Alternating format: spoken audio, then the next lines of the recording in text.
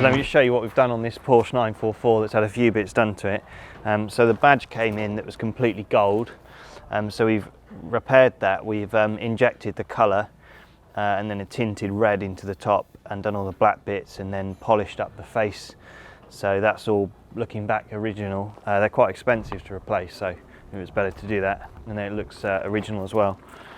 Then this wing was all damaged. This had all been knocked right in. So we had to realign the wing, get the gaps right.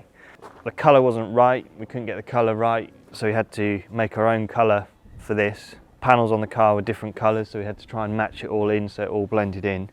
So we blended in this wing and the door and the bumper as well, so it looks like it's original. It doesn't look, you wouldn't be able to tell that it's ever had any repairs, so that's been good. Then we also did this quarter panel here. This had a few bits of damage on, and the foil had to be replaced. So we replaced the foil. We've blown and repaired this quarter panel, so you can see it looks like it's never been done before. And this spat as well was repaired. Also, there was some damage on the wheels, so we repaired the wheel as well. So that looks like it's back to factory, but it looks good. A few other little mechanical bits were sorted as well, and you can go back to the customer ready for show season.